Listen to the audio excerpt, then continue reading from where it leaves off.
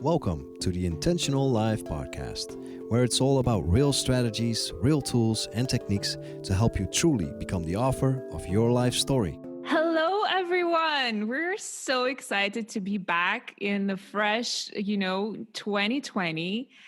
We've missed you so much. We've missed recording, and we're very, very pleased to be back. And I feel like the new year always brings this excitement and this feeling of like a fresh new slate where it's almost like a new chapter and you can start it afresh, even though like seemingly it's really nothing changes, right? It's just the calendar that someone came up with.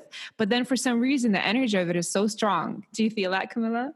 Totally. Hi, guys. We're so happy to be back. And yes, I totally agree. It's really just one day after the 31st of December. And yet there is a special energy. There is this special vibe. There is this momentum. And I think it's something that's, like an amorphic field. It's shared.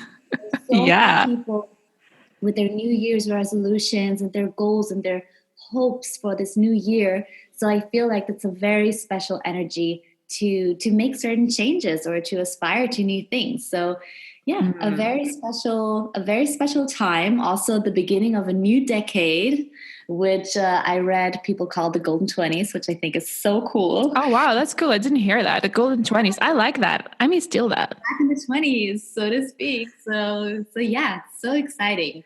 Yeah. And that's what we actually want to talk about today, guys. We want to talk about a little bit what our goals or themes or plans are maybe for this new year, possibly even for this new decade, and maybe inspire you. Mm-hmm. I'm so excited about this one. I could burst. Like this is, goal setting is in general one of my favorite themes. But at the same time, I think like the way I did it myself is kind of, I really like listening to other people sharing what their sort of vision and goals are for the next year and the next decade. So then when we were sort of speaking and chatting about this episode, Camilla and I, we thought, well, why don't we share our own, goals and intentions for the year, with hope that it may inspire you or spark something within you to maybe do something similar, or even if it's different, just to show you that there are so many different ways to kind of set the theme for, for the new year and the new decade. It doesn't have to be like, lose 20 pounds or whatever. It could be like so much more intangible, but nonetheless still bring you so much joy when you're reviewing the year and you're noticing the progress. True.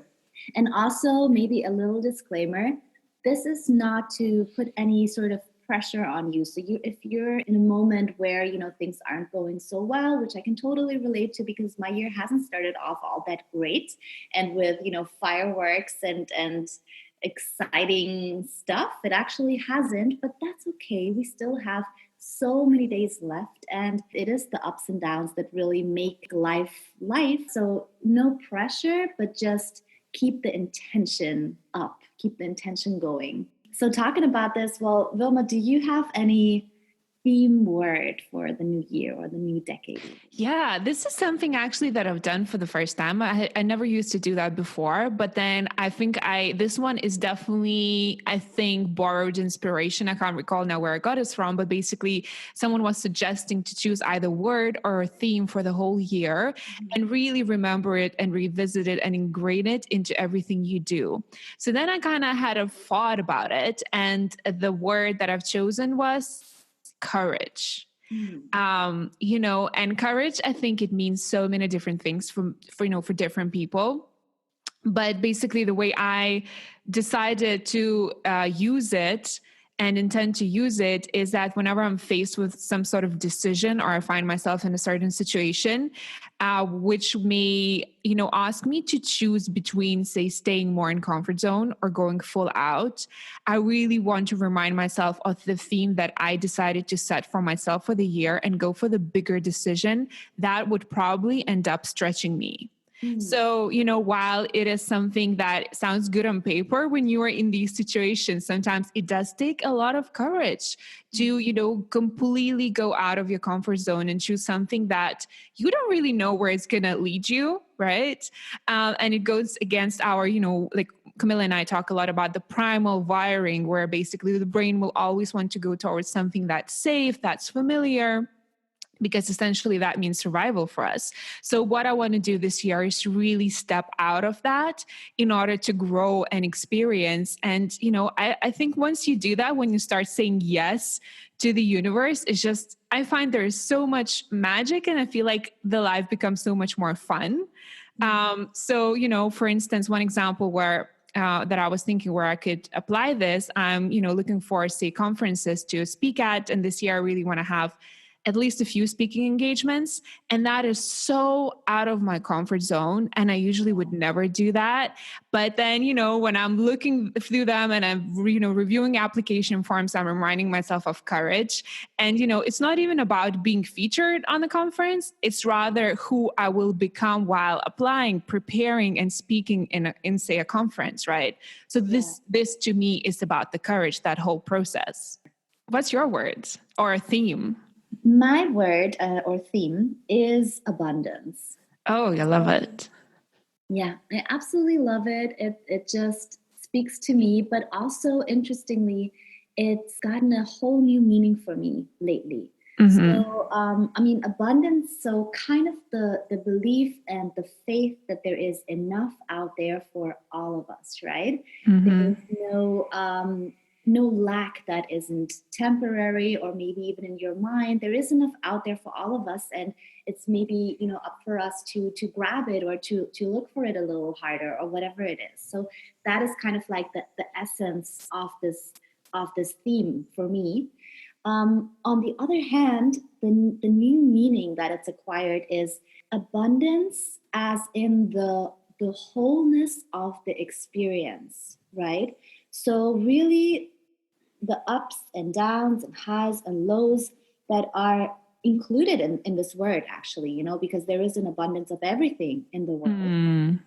And to kind of shift my perspective from seeing abundance as in only abundance of the positive, quote unquote positive, right? Because sometimes things aren't easily labeled, but also allowing for other things to happen, and not see it opposed to an abundant life.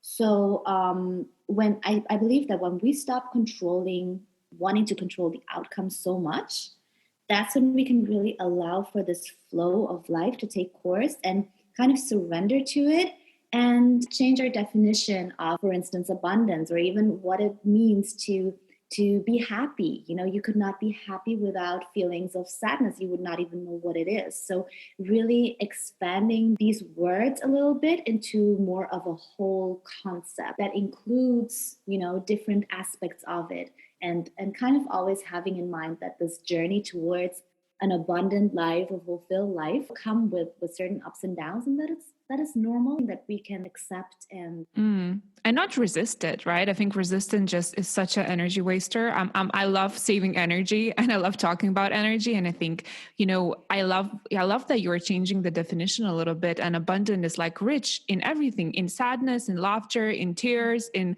heartache, maybe, but it's still rich. You're still alive, and it's okay, because that's what life is about duality, right? The two sides of the coin. Great. Also, you need both sides of it. It can't all be great and good and lots of everything that you love. It has to be sometimes lots of something that you don't love, in order to grow, maybe, right? Like by stepping out of your comfort zone, or in order to appreciate something more, whatever it is. So everything comes with a lesson, and I feel like abundance has gotten this whole new meaning for me that is so liberating and empowering, because all of a sudden it includes so many more things. Yeah, I love that. So I love that. I love the theme words. It's such for some reason, it's such a discovery for me.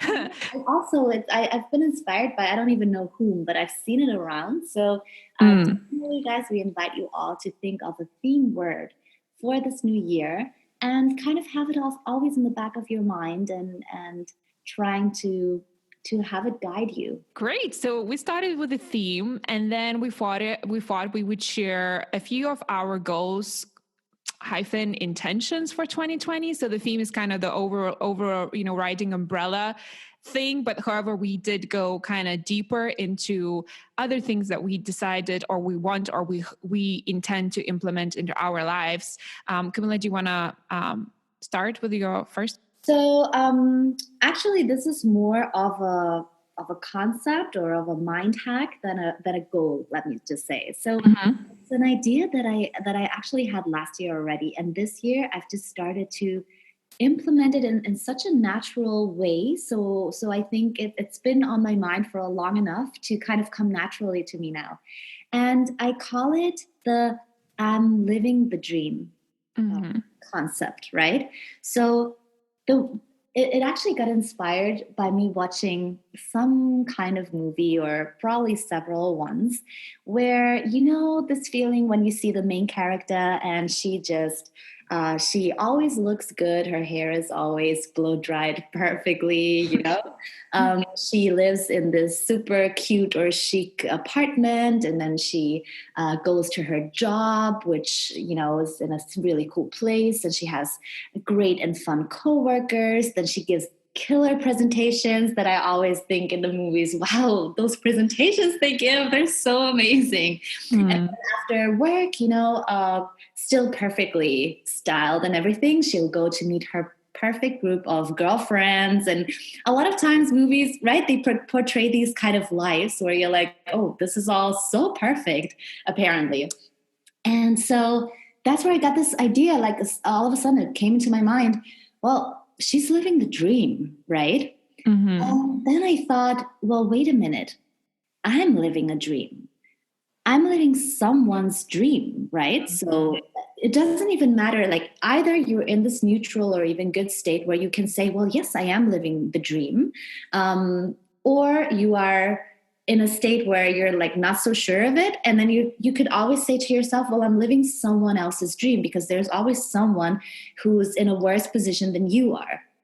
Little disclaimer here. If you're like really not feeling very good about life right now, if you're very depressed, maybe don't try this, because it will be so much of a stretch. And as I said, I do not ever want you to push pressure on yourself or kind of fake something. So let me explain further.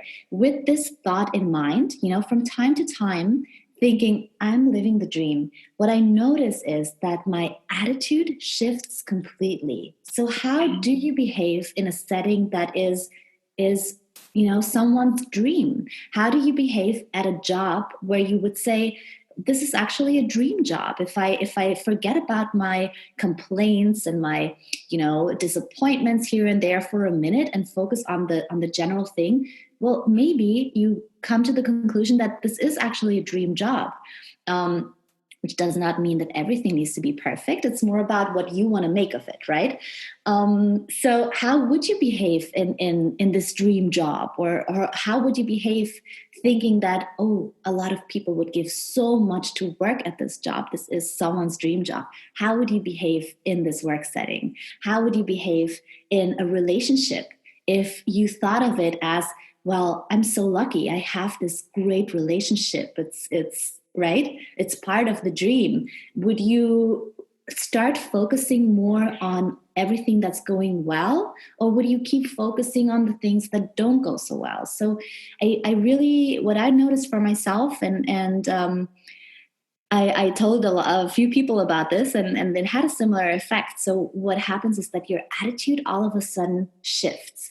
Then also, what I notice is that I become so much more present, because when I tell myself that this is something great that I'm living right now, obviously you don't want to, run away from it, distract yourself from it. You don't want to be looking at your cell phone all the time. You want to live it. You want to enjoy it.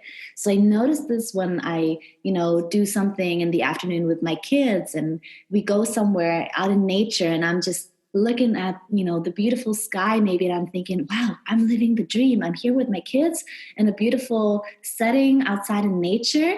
And yes, I become so much more present and wanting to make this moment memorable even. And then, so the first thing is that your attitude shifts, you become much more present. And the third thing I notice is that appreciation, it just flows, right? Because because you cannot help but feeling grateful for beautiful moments in life. And I guess the message here is that you get to create this beautiful moment. You get to create this dream life. You get to create, whatever it is you want just by, for instance, applying this little mind hack or changing your attitude a little bit towards it and focusing on always focusing on what's going well. So yeah, that's what I'm telling myself, and it's fun. It's working. I don't do it all the time. I do it usually, like I said, right? When I'm out in nature, for instance, there's so much to love about being outside. Or yes, just little things that I sort of enjoy, and it makes me enjoy them even more.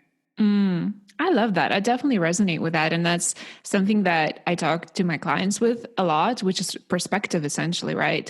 The way you are right now in this very moment and the way you live and lead your life is someone else's perfect life, and they crave and dream about it. Yeah. And right. You when you hear that, right? We spend so much time, I think, as a society, even envying maybe someone else's life that you think is better than yours, or thinking, oh, if only I had this, if only I had that. And really, once you start becoming more content with what you do have and appreciating it, the possibilities are endless. Getting goosebumps. Yeah.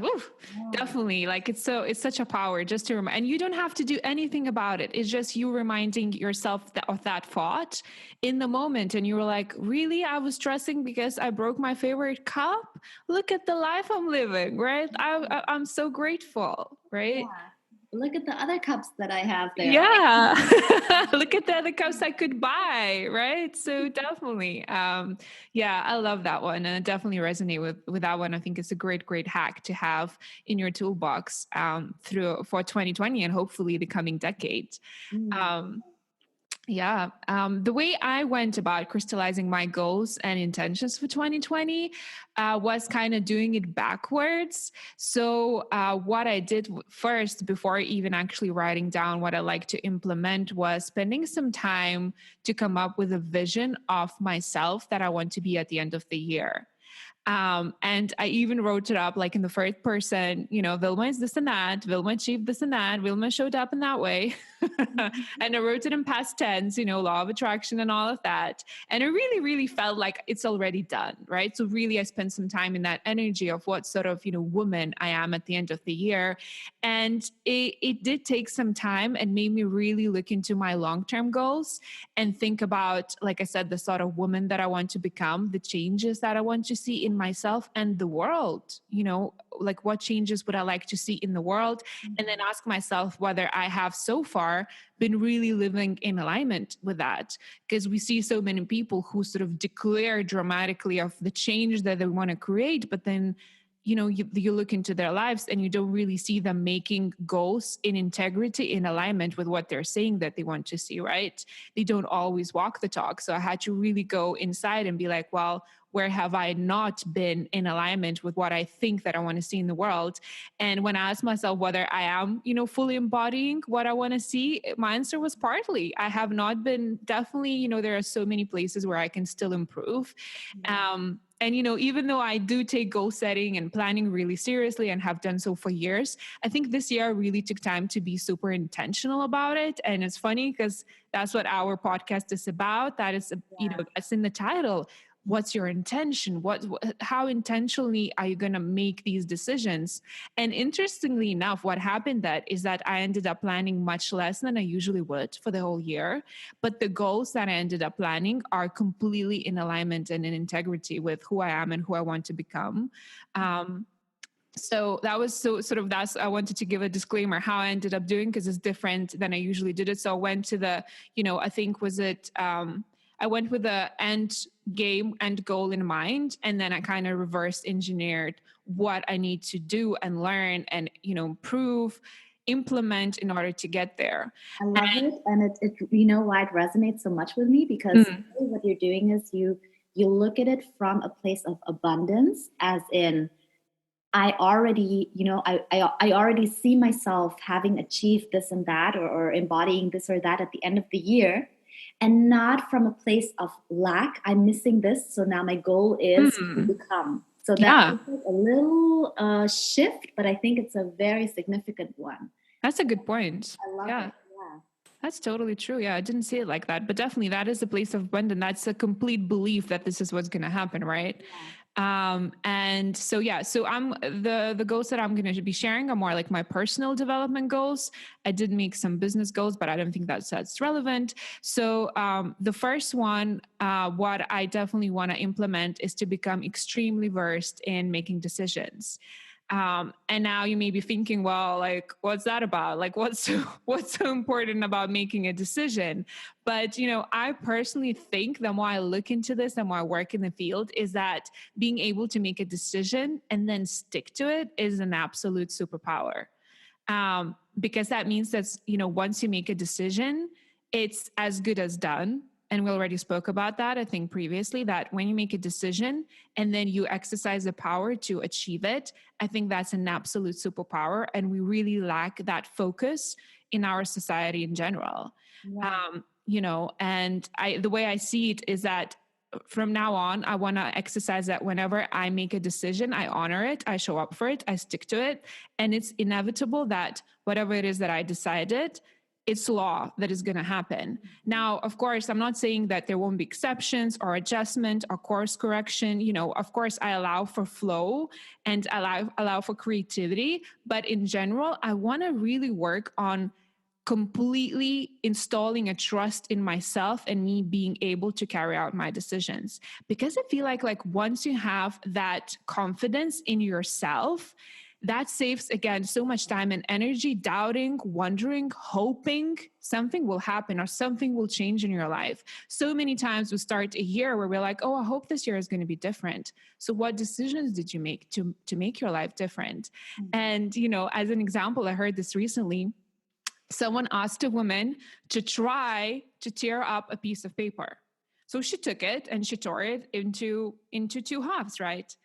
And then the person goes, you didn't try to tear it, you tore it up. And she goes like, what do you mean? And he goes like, well, when we do that, it's the same with us. When we promise ourselves we're going to try to get something done, saying you'll try to do something is pretty much setting yourself up for failure. So it's about doing it. It's about saying, I will do it. It's done, right? Making those decisions and sticking to them, not telling yourself that you hope, not telling yourself you'll try. You're not fully committed when you say, I hope it will, or I will try to. You're kind of leaving space to kind of back out of it when it gets too hard, right? Yes, right. It totally is. And it's also playing small. It's also not believing in yourself that you'll be able to do it. When you say, oh, I just want to keep it safe, I'm going to try to do it. No, if it's your decision and you want that, do it. And, it's not only about the tangible things, it's about who, and what you will be spending your time with. What will you do in your life? What you choose to believe in? How do you want to feel? What do you want to create? These are all decisions. Yeah. Right? Who will you say no to? What will you say no to? That's a decision. Exactly. So I love that. And I think exercising that decision-making power and sticking to it no matter what, to the point where literally, like I said, I really want to develop that unconditional trust in my ability to execute on decisions made. So for me, it's laser focus commitment, but with, a bit of sprinkles of intuitive guidance and flow, because we can never forget the feminine flow, right?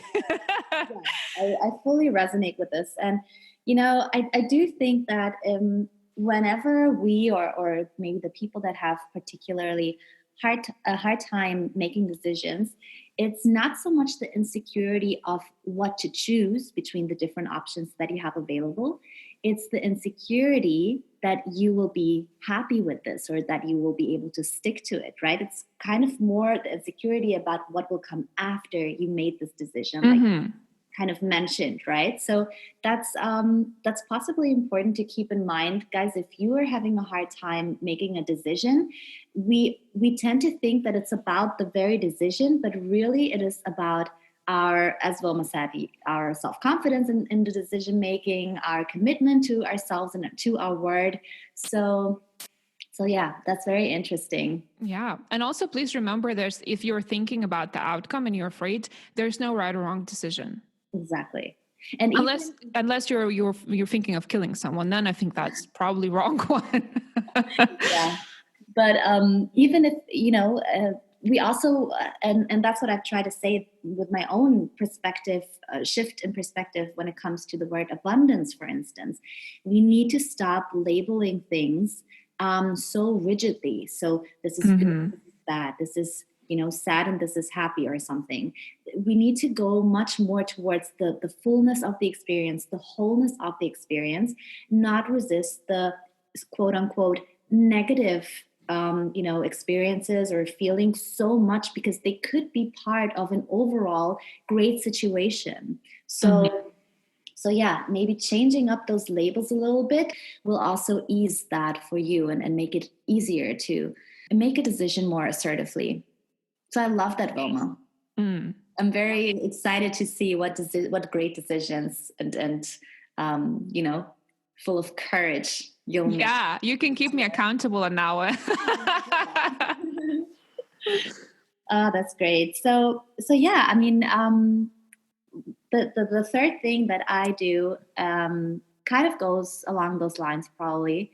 And for some reason, I've always been a big goal setter, and I'm also very happy with the way 2019 turned out. And when I look at the goals that I had set for myself, I achieved almost all of them. Or most. That's amazing. So the balance has been very, very positive. For some reason this year, I wasn't inspired to really set concrete goals. It was more about, the themes, the attitude that I want to have.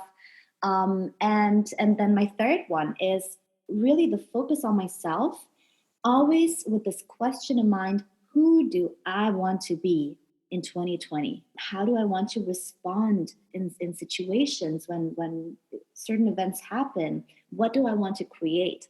And I think the great thing about this focus is that it's inside of you, right? And that no matter what happens, you have this power to always respond in a certain way that should be aligned with this overall vision that you have set for yourself this year.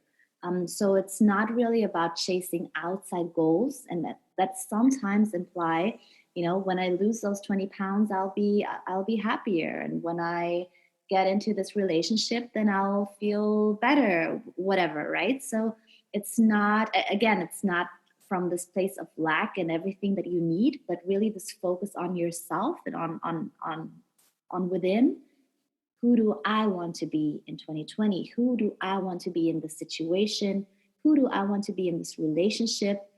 And I find this very, very empowering, and also really raising the bar for yourself, because if you have a certain vision of yourself, you will probably think twice before slacking or before falling out of alignment with this. Yes.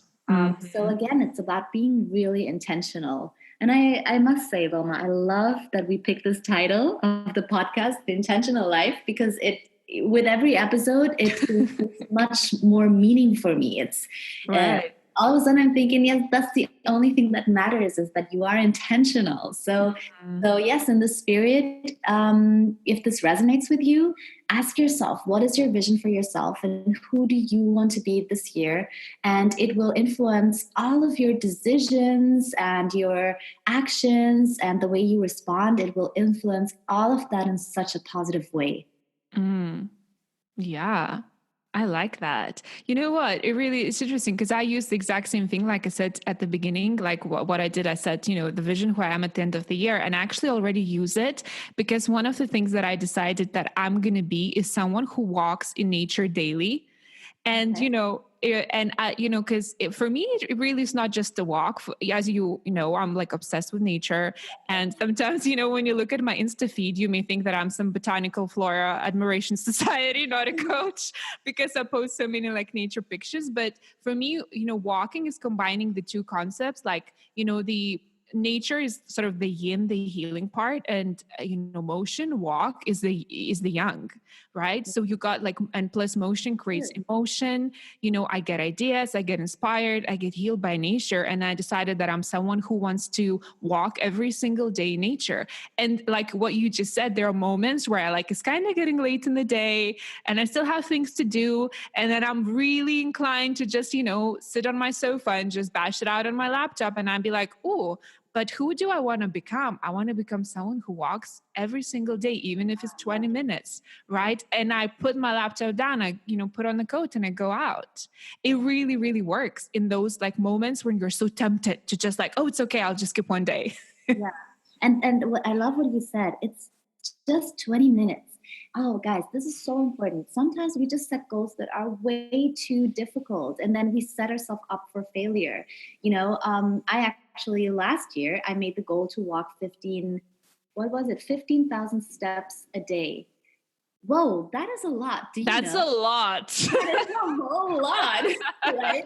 So obviously I wasn't able to keep up with it. So then I course corrected. I went down to 10,000, but then still there are rainy days, where anyway, like sometimes we are just setting the bar way too high, and it's impossible to make it happen, or maybe it's not even important enough for you to say, yes, I do want to actually do this. So set the goal in a really realistic way. So 20 minutes is something, and I think most people would agree that it's doable. Yeah. While maybe 2 hours a day is not very realistic. Yeah. Yeah, definitely not. And I agree with you. And I think that's something I'm passionate about. I think this year, that's the reason why I scaled down as well, is exactly for that, because I decided to choose goals that are doable, they're manageable. And once I actually perform them and achieve them, I can still always go up and, push myself. But then at least you'll probably feel motivated even. Yes, that's the point. You got yourself out the door by thinking it's just 20 minutes. Yeah. And now that you're out, you're probably motivated to even walk more. Whereas if it were 2 hours with the 15,000 steps, that's like 2 hours, I think, or something. It's like, oh my God, how am I going to go outside now in the cold and walk for 2 hours? You're not gonna go out, walk out the door. So no, and that's the same with exercise. So really, it's about like setting smaller goals, but actually achieving them. Because again, that goes back to building on your self-confidence, in your confidence in you, for you to be able to achieve those goals and be like, well, I did walk 20 minutes like the whole year. So maybe next year I can do 30 minutes, or next year, maybe, you start with say 5K steps a day, and then you build up throughout 3 years into 15K. But then what an achievement to do it consistently, right? I always remember this great quote: humans overestimate what they can do in a day and underestimate what they can do in a year. Because we think, oh, if it's just 20 minutes, it's like not doing anything maybe. But no, you're building up. So you're actually going to achieve much more in the long run. Yeah. Or I like this one, very similar one, which is we underestimate the time it will take for us to achieve things and overestimate how much we can achieve, right? So because if we haven't done something, we don't know how much time, effort, energy something is going to take. So it's always safer to scale down. I know it's not sexy. I know this is not something that society celebrates. We always like, the success stories, the people who come out of nowhere and they achieved impossible. Yes, it's romantic, but how realistic is it? Yeah. It is about being realistic. And, I mean, there's a romantic in me who wants those crazy stories. But at the same time, it's really learning how to live, I don't know, realistically, as unsavory as it sometimes sounds, right? But that consistency is what actually leads to sustainable long-term results. Yeah. I love that. And do you have anything else? Oh, I have the last one, which is kind of, I wouldn't say a weird one, but I really want to share that. This is something that I discovered in the last couple of months, and I've been sort of implementing this year, even though it's only been a couple of times, but it's scheduling and planning the guilt-free time off.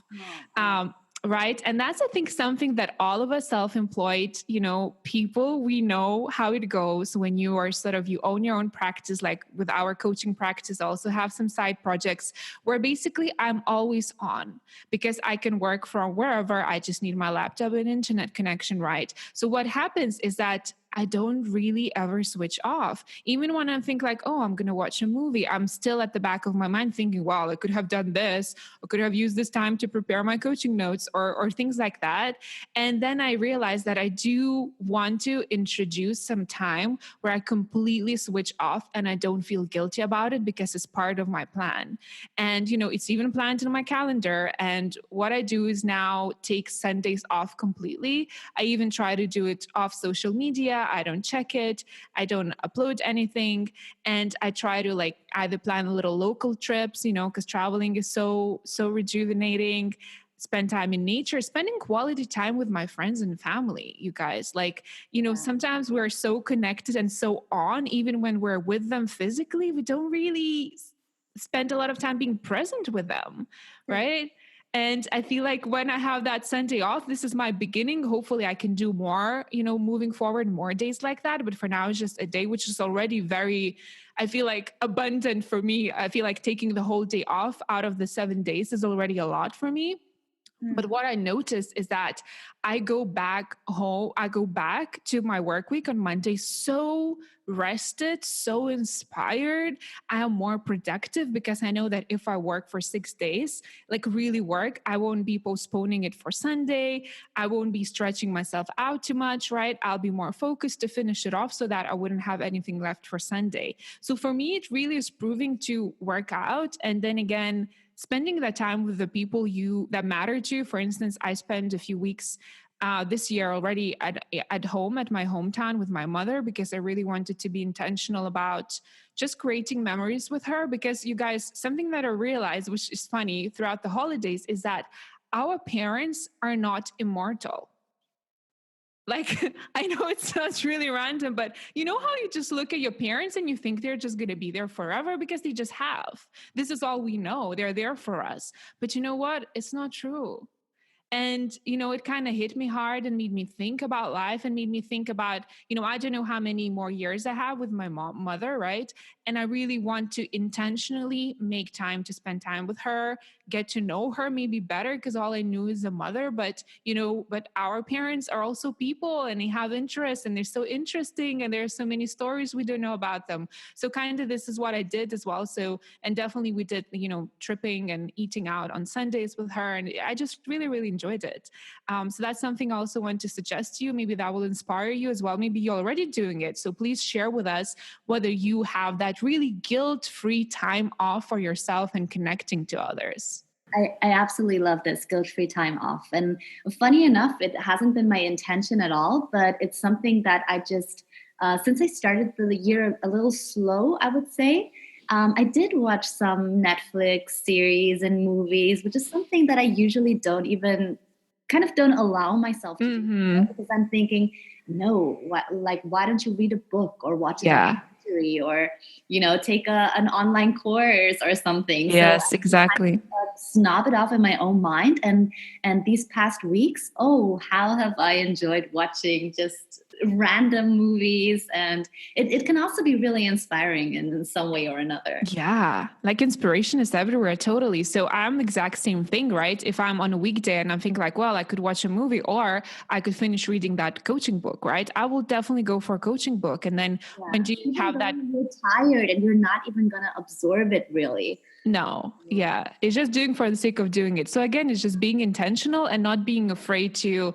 just take that time off for people, because it really is all about memories and sharing and connecting at the end of the day. When you really think about it, and maybe I said it before, but I love reminding people of that. Really look back and think of your most favorite memories of your life.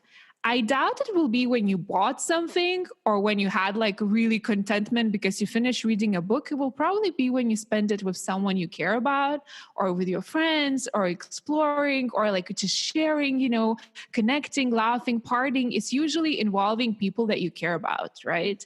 So let's introduce more of that. And just getting goosebumps again. Just introduce, more of that into our lives. It's just so much fun. This is what life is about. Yes, it's serious. Yes, we do need to be intentional, but at the same time, it's about connecting and having fun, you guys. It's not that serious. Yeah, I love that. So, guys, I really hope that we were able to inspire you, but also, in case you haven't set any goals for yourself or 2020 hasn't started in a great way, just remember again, each day brings a new opportunity. Each moment is a new opportunity to do something different, to do something with more intention, or to enjoy yourself. So it's never too late, not even if it were November, to kind of switch gears and become more intentional and become more focused, and to work on your long-term vision for yourself and for your life. It's enjoy the process. I think that's a really important message here as well. Yeah, enjoy the process. And I love what you just said. You know what? Why don't you treat every single day as a New Year day? Treat every single day as January 1st, right? Get excited. Imagine, the energy. Wow. Yeah, exactly. So we hope we shared some, we hope you enjoyed us sharing our goals, and we really hope that you will be inspired to change something up a little bit and to do something new, even just one thing, or you'll get your own ideas from what we shared. But please make sure that you comment below, you subscribe if you enjoy us chatting, and just share whatever you're going with. Camilla and I will love getting your messages, and this is why we do it for. We do it for you guys, so we love to connect. Your feedback, guys. So do let us know, and we can't wait to be back in 2 weeks. Yay! Bye, guys. See you soon. Bye. Thank you for tuning in. Please subscribe, share, and comment, and do let us know how our tips are working out for you. You can find our websites below, and we'd love to virtually meet you there.